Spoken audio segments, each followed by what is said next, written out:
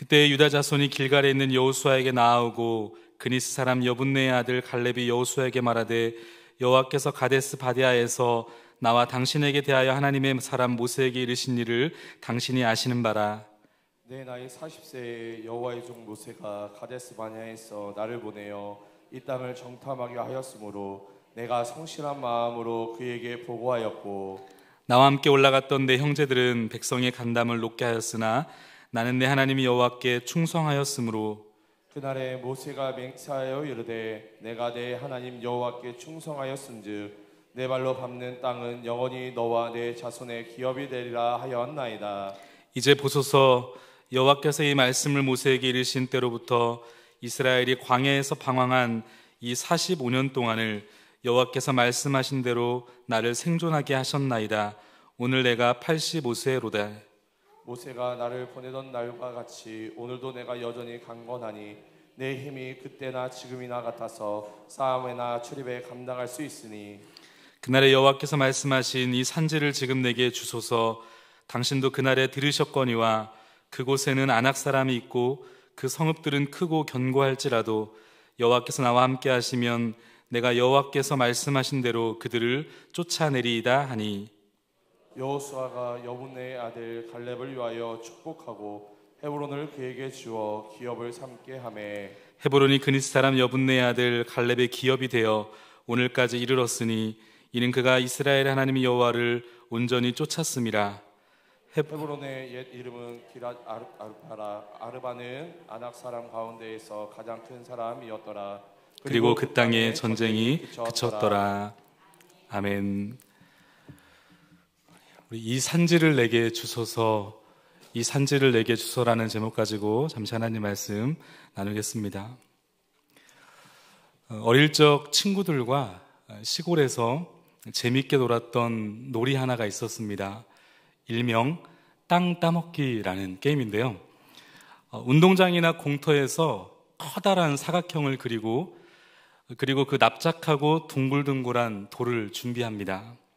그리고는 각자 한 구석에 차지해서 손으로 뺨을 재서 자기 집을 정합니다. 그리고는 가위바위보를 정한 다음에 자신의 집에서부터 몇 번의 돌을 튕겨서 들어가야 되죠? 3번에, 안 해보셨나요? 3번의 돌을 튕기면 3번째에 자기가 만들어 놓은 집으로 돌아오면 그 돌이 거쳐간 모든 지면이 다 내 땅이 되는 겁니다. 그렇게 모든 땅의 구역이 끝나면 그때부터 이제 다른 사람의 땅도 역시 3번의 돌을 튕겨서 그 3번의 돌이 지나간 곳에 다른 사람의 땅이다 하더라도 그 땅은 다 내 땅이 되는 겁니다. 내 땅도 아닌데 내 땅이 되는 것처럼 얼마나 신났는지 모릅니다. 일명 땅 따먹기 게임이었어요. 그런데 아무리 거창하고 넓은 땅을 차지했다 하더라도 해가 뉘엿뉘엿 넘어가고 이제 집에 들어갈 시간이 되면 어김없이 어머니께서 저녁 먹자, 어서 들어와라 이렇게 말씀하시면 저마다 뒤도 안 돌아보고 가족들과 맛있는 저녁을 위해서 쏜살같이 집으로 들어가곤 했습니다. 얼마나 큰 커다란 땅을 내가 차지했든 그게 크게 중요하지 않았습니다. 그저 시간 되면 털고 일어나면 그만이었습니다. 왜냐하면 내가 아무리 거대한 땅을 차지했다 하더라도 그 땅은 진짜 내 땅이 아니기 때문에 그렇죠. 내일이면 다시 그 땅 지워서 다시 게임을 하게 되는 게 일명 땅 따먹기였기 때문에 그렇습니다. 그런데 오늘 이 본문에 기록되어 있는 현장은 가짜의 땅이 아니라 진짜 땅을 분배하는 현장입니다. 그러니 얼마나 긴장되고 떨리는 현장이었겠습니까? 오늘 본문 6절 말씀은 이렇게 시작하고 있습니다. 제가 읽겠습니다. 그때 유다 자손이 길갈에 있는 여호수아에게 나아오고 그니스 사람 여분네의 아들 갈렙이 여호수아에게 말하되 여호와께서 가데스 바데아에서 나와 당신에 대하여 하나님의 사람 모세에게 이르신 일을 당신이 아시는 바라. 여러분 지금 어떤 상황입니까? 여호수아서를 쭉 묵상하다 보면 1장부터 12장까지 어떤 일이 있었냐면 이 요단 동편에서 헤스본 왕 시온과 바산 왕 이 옥을 정복하게 되죠. 그리고는 요단강을 건넌 후에 이 가나안 땅의 남부에 16명의 왕을, 그리고 북부에 15명의 왕을 정복합니다. 그리고는 그렇게 승리한 후에 이제 여호수아 13장으로 들어와서 그들이 정복했던 땅을 지파별로 지도를 그리기 시작하면서 그 땅을 나누고 분배하기 시작합니다. 그런데 여러분, 그 모든 땅들이 다 비옥하거나 좋은 땅이 아니었기 때문에 이 지파별로 그 땅을 나누고 있는 이 상황은 굉장히 예민하고 굉장히 민감한 문제였을 것입니다. 일명 땅 따먹기의 놀이가 아닙니다. 진짜 땅을 분배하는 상황이었기 때문에. 바로 그때 이 갈렙이 여호수아에게 지금 나오고 있는 것입니다. 여호수아도 그리고 모든 지파도 그 순간 숨을 머금고 잔뜩 긴장한 채 이 갈렙의 행동과 말에 귀를 기울이고 있었을 것입니다. 왜냐하면 여러분, 이 갈렙이 누굽니까? 광야에서 여호수아와 더불어 유일하게 살아남은 2인 중에 한 사람이 바로 갈렙입니다.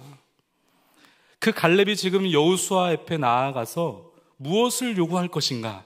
이것은 그야말로 초미의 관심사였기 때문에 그렇습니다. 여호수아와 모든 지파들이 보고 있는 상황 속에서 유일한 여호수아와 생존자였던 갈렙이 그 앞에 나와서 12절 상반절에 보니까 이렇게 요구하죠. 그날의 여호와께서 말씀하신 이 산지를 내게 주소서. 여러분, 지금 이 갈렙이 여호수아에게 요구하고 있는 이 산지는 어떤 산지를 말하는 것인가? 이 본문을 인용해서 우리가 자주 부르고 있는 찬양 한 곡이 있습니다. CCM 찬양 중에 주님이 주신 땅으로라는 찬양이 있죠. 주님이 주신 땅으로 이렇게 시작하는 찬양 있잖아요. 그 찬양의 후렴에 보면 이렇게 우리는 힘을 주어 고백합니다. 이 산지를 내게 주소서. 그날에 주께서 말씀하신 이제 내가 주님의 이름으로 이 땅을 취하리니. 이 후렴만 되면 우리는 흥분한 채 이 산지를 내게 주옵소서, 우리의 온 마음과 정성을 담아 주님께 찬양하며 그 땅을 주님께 요구하죠.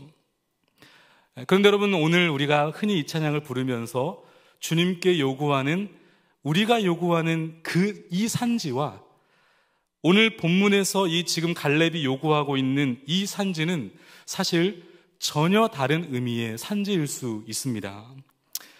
왜냐하면 이 갈렙이 요구하고 있는 이 산지는 아무도 가고 싶지 않은 산지거든요. 갈렙이 요구하고 있는 이 산지는 상당히 부담스러운 산지입니다. 왜 이 산지가 그토록 부담스러운 땅이었는가? 이 13절 이하에 보면 이 산지는 헤브론 산지를 가리키고 있죠. 그런데 여러분, 이스라엘 백성들의 입장에서 이 헤브론 산지는 그야말로 이 헤브론이라는 단어만 들어도 아마 학을 떼었을 정도로 굉장히 두려움의 단어일 겁니다. 두려움의 지형이었을 거예요. 여러분, 그도 그럴 것이 이들에게 약 40년 전에, 45년 전에 있었던 이 과거에 트라우마가 있었습니다. 어떤 일이 있었습니까? 약 45년 전에 이 가데스 바데아라고 하는 그곳에서 이 갈렙과 여호수아를 비롯한 12명의 지파 대표들이 하나님의 약속하신 가나안 땅을 정탐하는 일이 있었습니다.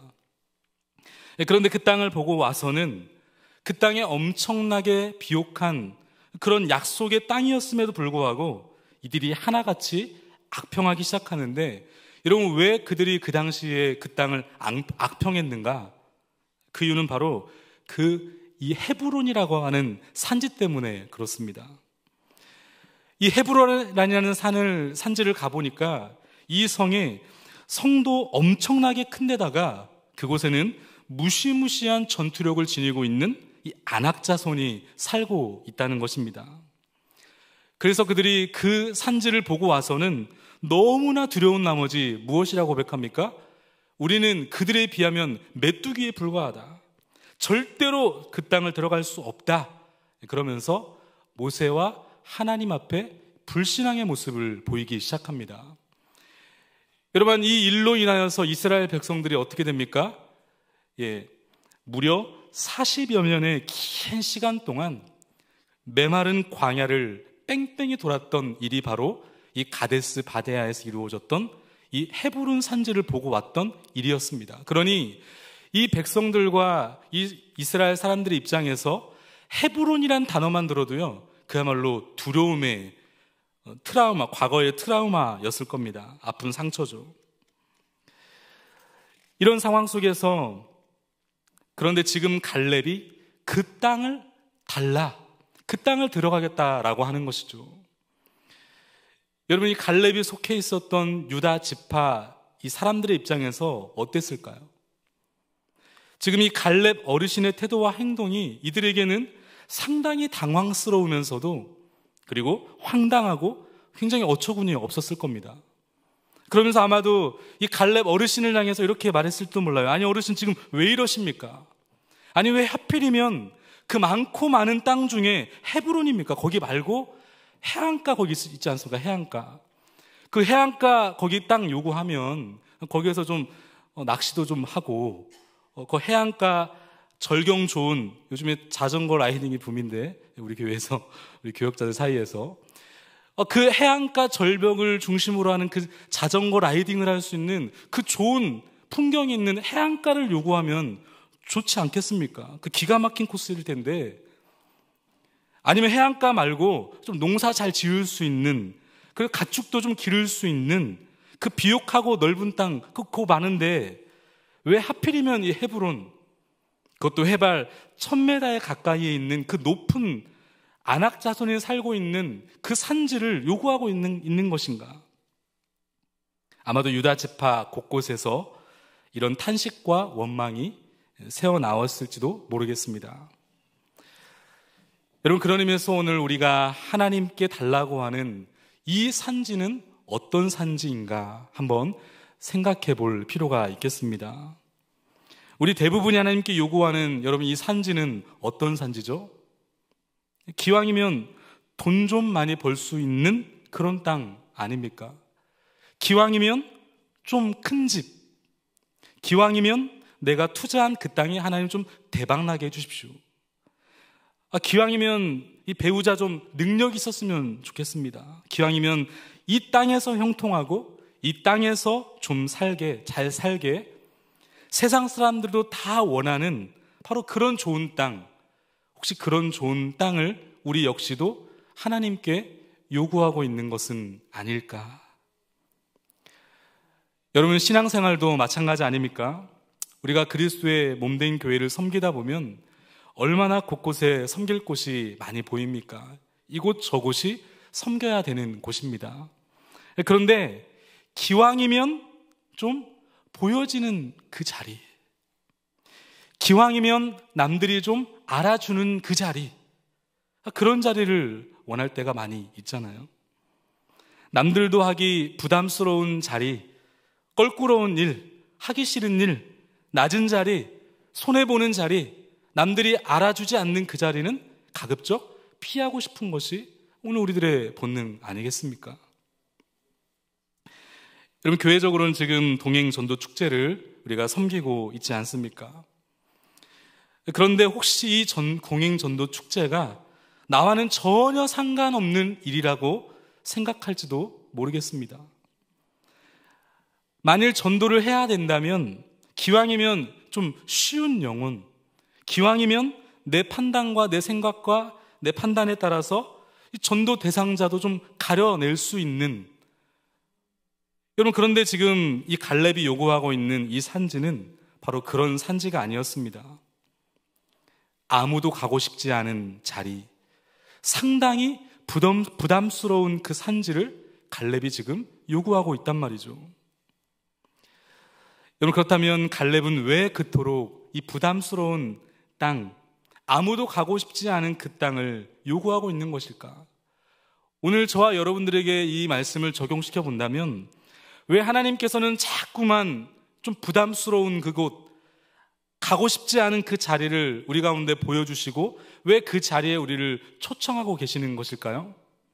그 첫 번째 이유가 있다면 그곳은 내가 있어야 할 은혜의 자리이기 때문에 그렇습니다.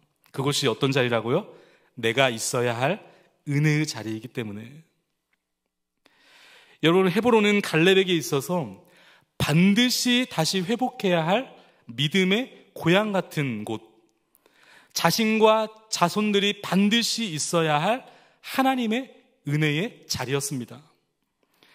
여러분, 갈렙과 이스라엘 백성들에게 있어서 믿음의 선조였던, 믿음의 조상이었던 이 아브라함 있지 않습니까? 그 믿음의 선조 아브라함이 갈대아 우르에서 하나님 말씀을 받고 그 갈대아 우르를 떠나 가나안 땅에 이주하였을 때 그 거주했던 곳이 여러분 어딘지 아십니까?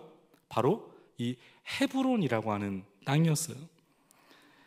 조카 롯이 원하던 땅으로 그를 보내던 밤, 그 깊고 허전함과 삶의 외로움에 어떻게 앞을 나가야 될지 인생의 깊은 어두운 터널을 지나고 있을 때에 하나님께서 이 아브라함을 만나 하나님 앞에 예배했던 장소, 그 은혜의 장소가 여러분 어디인지 아십니까? 바로 헤브론이라고 하는 이곳입니다. 창세기 13장 18절에 우리 같이 한번 읽어보겠습니다. 시작. 이에 아브라함이 장막을 옮겨 헤브론에 있는 마무리 상수리 수풀에 이르러 거주하며 거기서 여호와를 위하여 제단을 쌓았더라. 여러분, 이 헤브론이라고 하는 뜻이 무슨 뜻인지 아십니까? 이 의미가 굉장히 의미심장합니다. 교제, 연합이라고 하는 의미를 담고 있어요. 그러니까 아브라함이 바로 이 헤브론이라고 하는 곳에서 하나님을 예배했다. 이곳 헤브론이라고 하는 곳에서 하나님과 교제하며 거기서 선조 아브라함이 하나님과 연합했다라는 것이죠. 여러분, 이 이후에 이 헤브론에서 아브라함이 누구를 낳는지 아십니까? 바로 이삭을 낳습니다. 그리고 그 선조 이삭이 뛰놀았던 곳도 바로 이 헤브론이라고 하는 곳이에요. 여러분, 이후에 이삭이 누구를 낳죠? 바로 에서와 야곱을 낳습니다. 에서와 야곱이 뛰놀았던 곳도 바로 이 헤브론이라고 하는 곳입니다. 이후에 야곱이 형 에서를 속이고 삼촌 라반의 집에 도망가게 됩니다. 그리고는 거기서 죽을 고생을 다 하다가 이제 다시 돌아가야 되겠다. 그러면서 이제 돌아가고 있는데 짐승 같은 형 에서가 군사 400명을 데리고 자신을 죽일지도 모른다라고 하는 소식을 듣게 되죠. 그런 소식을 들었음에도 불구하고, 그럼에도 불구하고 이 야곱이 가고자 했던 그곳을 포기하지 않고 달려갔던 곳도 바로 이 헤브론이라고 하는 곳이에요. 여러분, 왜 야곱이 그토록 이곳 헤브론에 돌아오고자 했을까? 이 헤브론에는 아버지 이삭과 할아버지 아브라함이 예배했던 곳, 하나님과 교제했던 곳이 바로 이 헤브론이었기 때문에 그렇습니다. 그리고 이 땅 헤브론이 앞으로 자신이 살아야 할 땅이고 앞으로 자신이 죽어야 할 땅이며 자신이 은혜 받을 하나님의 약속이 숨겨져 있는 땅이 바로 이 헤브론이었기 때문에 그렇습니다.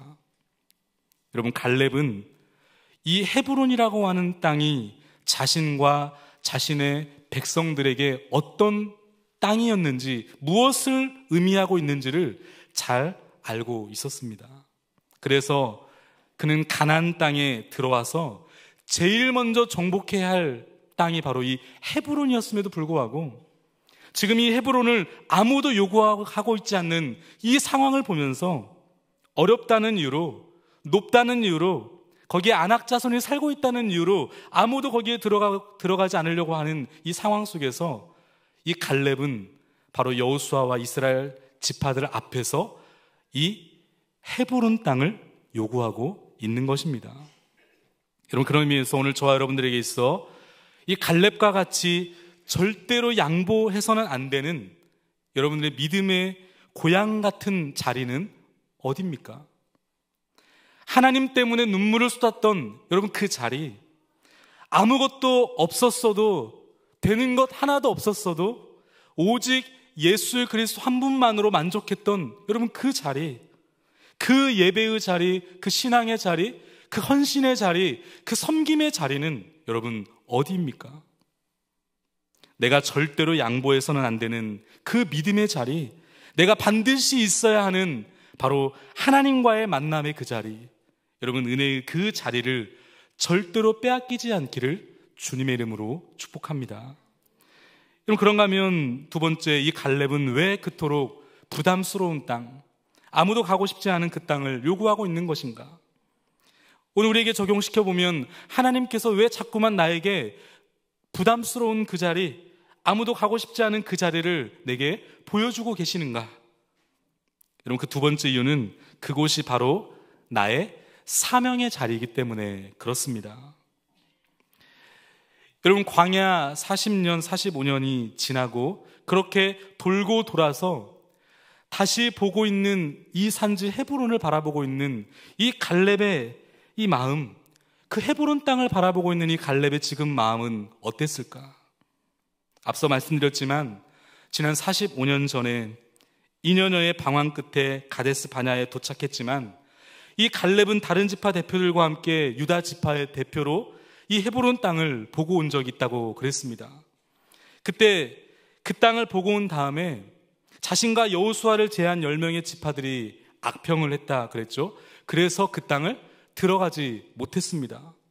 그 상황 속에서 이 여호수아보다, 사실 성경에 보면 여호수아보다 더 먼저, 제일 먼저 하나님과 이스라엘 백성들 앞에서 아니야, 그 땅 들어갈 수 있어, 하나님께서 우리에게 약속하신 땅이야, 들어가자 라고 외쳤던 인물이 바로 이 갈렙이었습니다.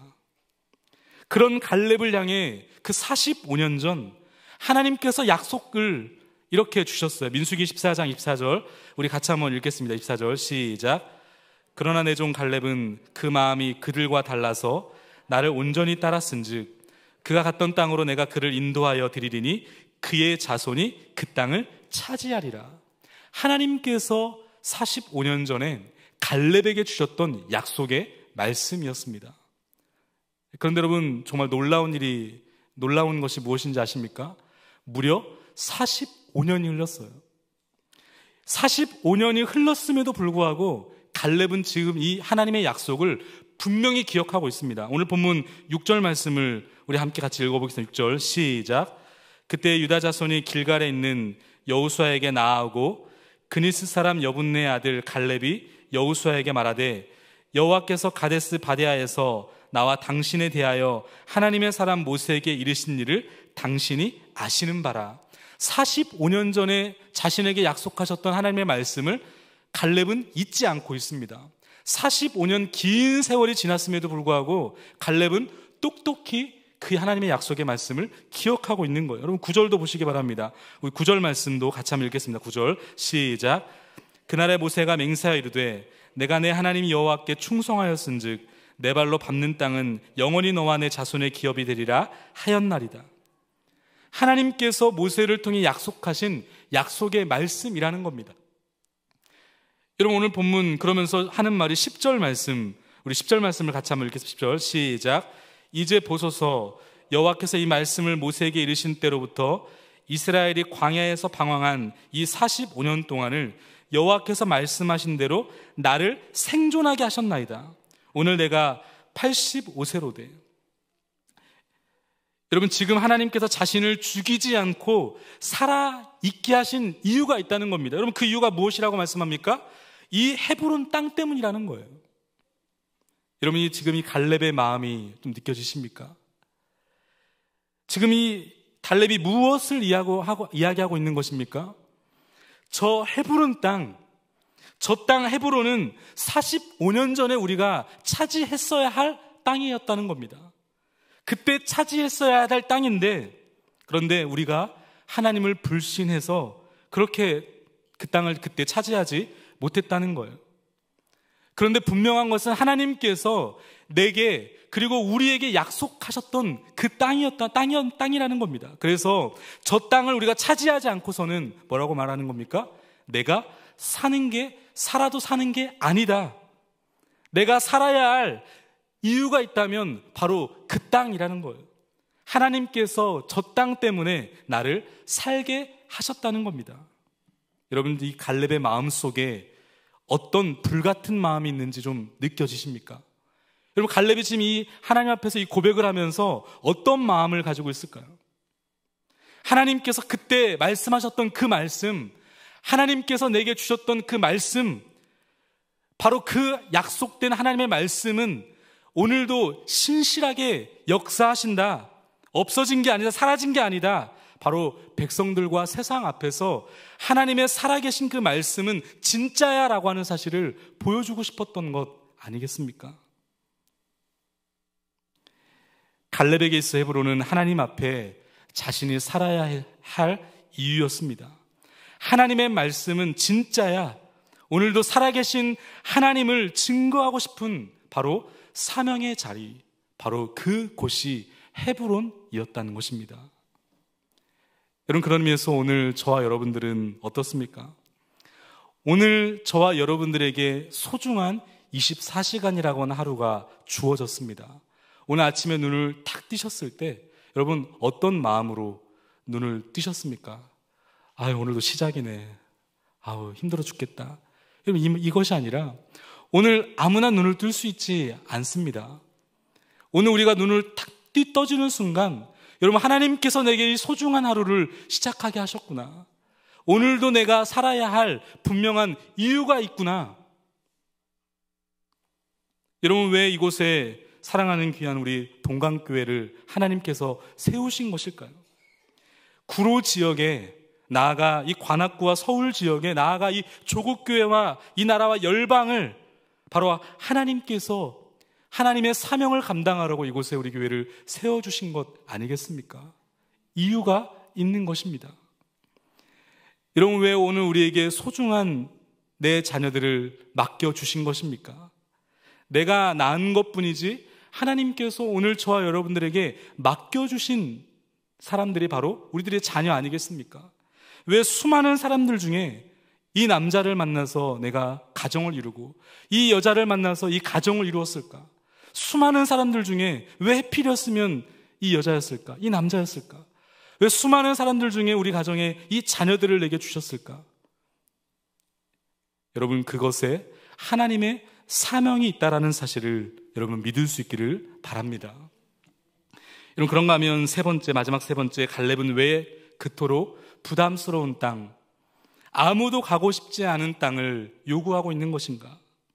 오늘 우리에게 적용시켜보면 왜 자꾸만 우리의 눈을 들면 부담스러운 자리, 아무도 관심 없어하는 가고 싶지 않은 그 자리가 보이고 자꾸만 하나님의 나를 그 자리로 초청하시는가? 그 세 번째 이유가 있다면 그곳에 하나님의 꿈이 담겨있기 때문에 그렇습니다. 그곳에 뭐가 담겨있다고요? 하나님의 꿈이 담겨있기 때문에 그래요. 여러분 이게 무슨 말인가 하면 헤브론, 이 갈렙이 결국 하나님께서 은혜를 베풀어 주셔서 이 헤브론 땅을 차지하게 되는데 이 헤브론 땅의 시간이 지나 여호수아 20장에 보면 레위 지파로 넘어가게 되고 레위 지파가 하나님을 예배하게 되는 도피성 중의 하나로 이 헤브론이 쓰임받게 됩니다. 여호수아 21장 13절에 보면 제사장 아론의 자손에게 준 것은 살인자의 도피성 헤브론과 라고 기록하고 있죠. 그러니까 이 헤브론은 도피성이 된 겁니다. 여러분 도피성이 어떤 성인지 아십니까? 이 도피성은 고의가 아니라 실수로 누군가를 살인했을 때, 실수로 사람을 죽였을 때 그 실수로 죽인 그 사람이 도망할 수 있는 장소가 도피성입니다. 당시에 이 법 중에는 눈에는 뭐로? 눈으로, 이에는 이로. 그러니까 살인을 저질렀으면 살해를 당할 수 있는 거예요. 그런데 고의가 아니라 실수로 나무로 하다가 낯을 뱉는데 그 낯이 빠져가지고 누군가를 살인할 수 있잖아요. 이렇게 실수로 누군가를 죽였을 때 그가 피할 수 있도록 설치한 곳이 바로 이 도피성이라고 하는 곳입니다. 여러분 이렇게 도피성에 숨게 된 이 사람에게 있어서 인생의 살아생전의 꿈이 무엇일까? 아마도 그에게 있어서 살아생전의 꿈은 생전에 자신의 죄를 씻음받고 집으로 돌아가는 거예요. 사랑하는 내 가족들을 보는 거겠죠. 돌아가서.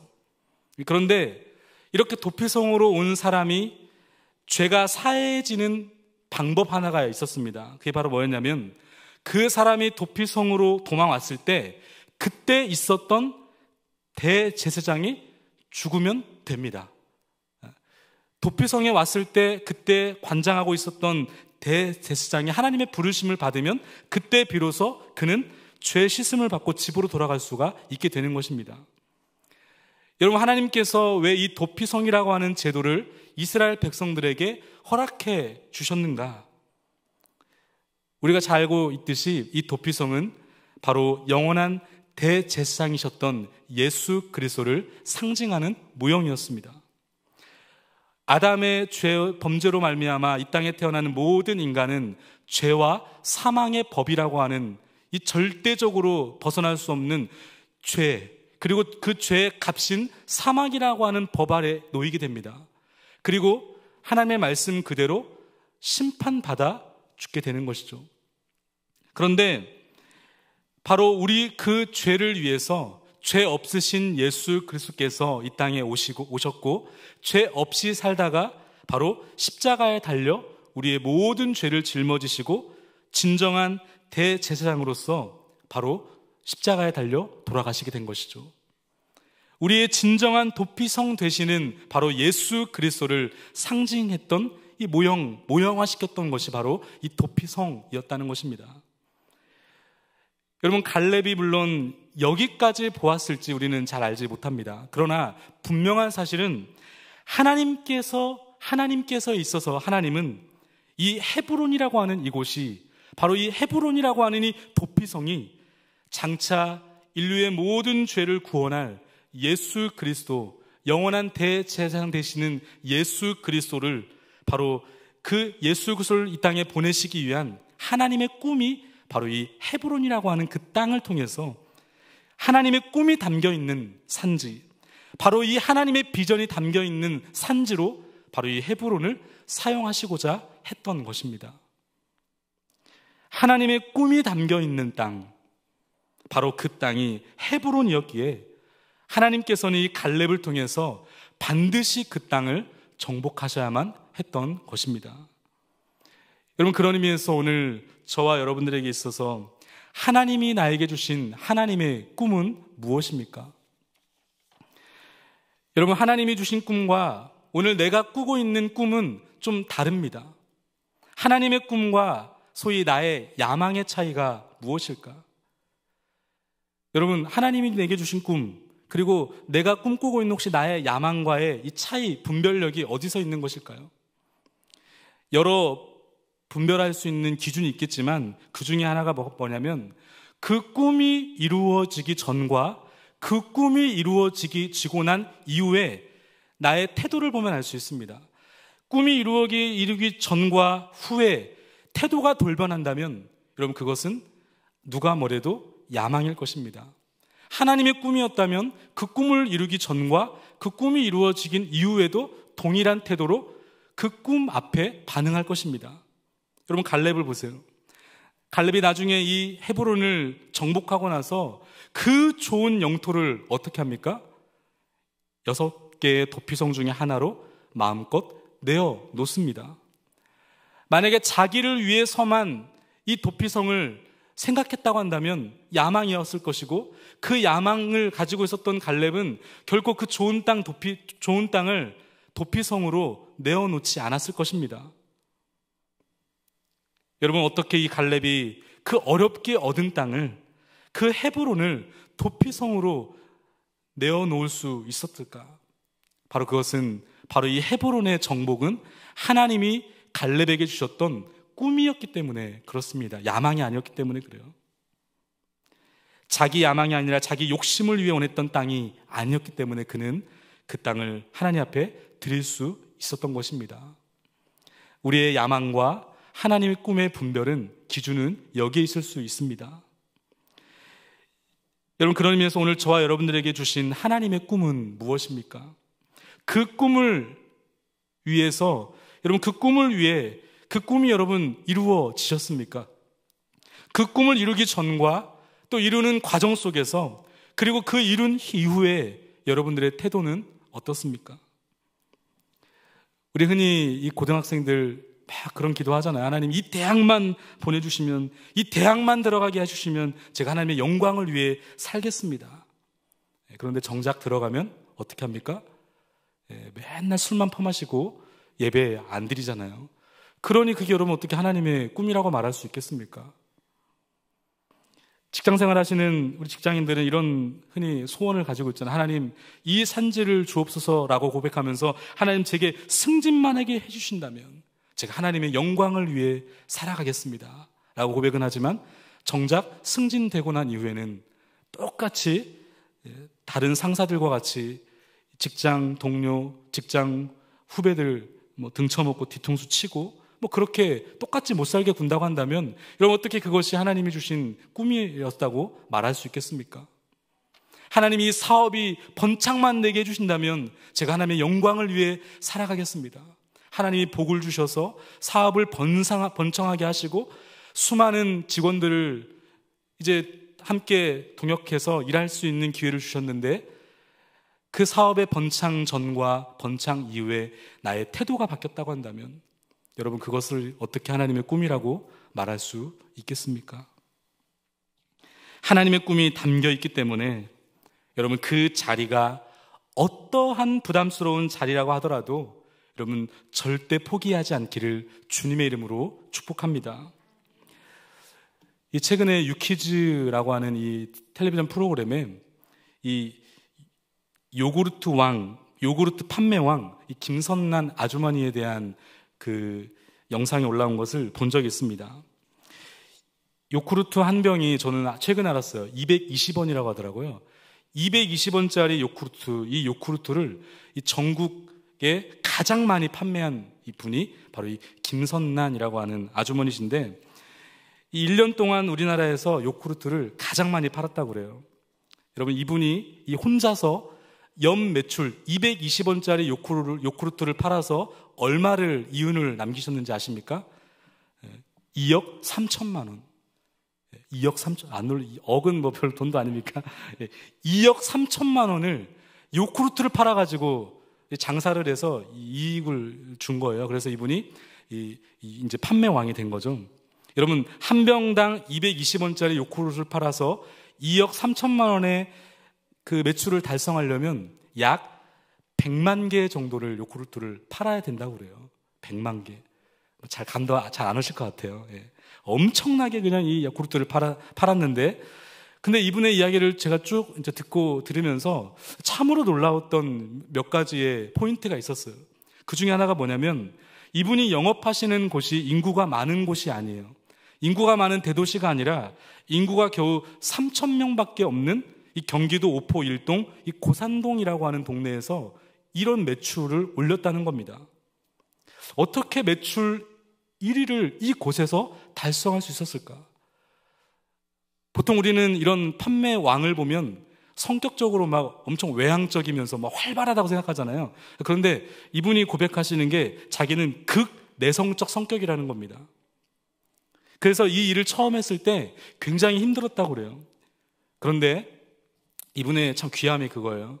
이 내성적 성격을 극복하기 위해서 출근 전에 항상 거울을 보면서 밝게 웃는 연습을 했다고 합니다. 그러면서 안녕하세요 라고 이렇게 고객에게 밝게 웃는 그런 훈련을 했다고 합니다.